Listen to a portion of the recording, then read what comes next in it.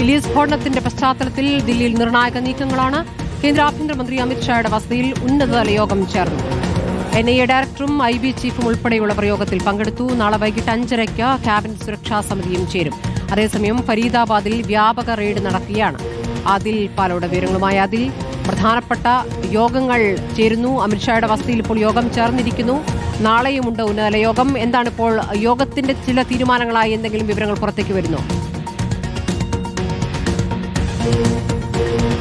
ഞാനിപ്പോൾ നിൽക്കുന്നത് അമിത്ഷായുടെ വസതിയുടെ തൊട്ടു മുന്നിലാണ്. ഇപ്പോഴാണ് ഈ യോഗം അവസാനിച്ചിരിക്കുന്നത്. വളരെ പ്രധാനപ്പെട്ട ഉദ്യോഗസ്ഥരടക്കം പങ്കെടുത്ത അതിനിർണായകമായ യോഗമാണ് അല്പസമയത്തിന് മുൻപ് അവസാനിച്ചത്. തീരുമാനങ്ങൾ ഔദ്യോഗികമായി തന്നെ അറിയിക്കുമെന്നാണ് മനസ്സിലാക്കാൻ കഴിയുന്നത്.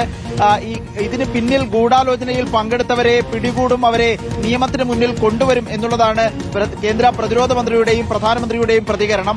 ആ ഉത്തരത്തിലേക്കാണ് കേന്ദ്ര ആഭ്യന്തര മന്ത്രാലയവും അന്വേഷണ ഏജൻസികളും എത്തിക്കൊണ്ടിരിക്കുന്നത് എന്നാണ് കേന്ദ്ര ആഭ്യന്തര മന്ത്രാലയവുമായി ബന്ധപ്പെട്ട വൃത്തങ്ങൾ അറിയിക്കുന്നത്.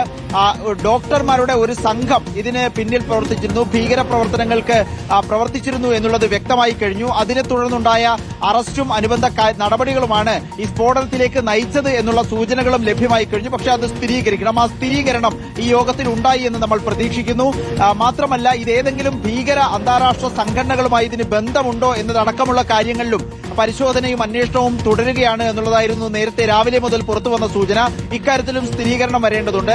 ഈ യോഗത്തിന് ശേഷം, ഇപ്പോൾ അവസാനിച്ച യോഗത്തിന് ശേഷം ഒരു വ്യക്തമായ ഒരു സ്ഥിരീകരണത്തിലേക്ക് പോകുമെന്നാണ് മനസ്സിലാക്കുന്നത്. കഴിഞ്ഞ ദിവസമൊക്കെ അമിത്ഷായും പ്രധാനമന്ത്രിയും ഒക്കെ സംസാരിക്കുമ്പോഴും ഒരു ഭീകരാക്രമണമാണ് ഇത് എന്ന രൂപത്തിൽ സ്ഥിരീകരിക്കാൻ കഴിയുന്ന കാര്യങ്ങൾ ഉണ്ടായിരുന്നില്ല. പക്ഷേ ഇന്നിപ്പോൾ കൂടുതൽ തെളിവുകളുടെ അടിസ്ഥാനത്തിലാണ് ഈ രൂപത്തിലേക്ക് എത്തുന്നത്. ഏറ്റവും പ്രധാനപ്പെട്ട കാര്യം, നാളെ അതിപ്രാധാന്യമുള്ള പ്രധാനമന്ത്രിയുടെ അധ്യക്ഷതയിൽ ക്യാബിനറ്റ് സുരക്ഷാ സമിതി യോഗം ചേരുകയാണ്.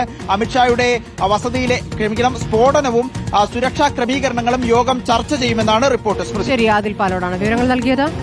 സ്വാതന്ത്ര്യ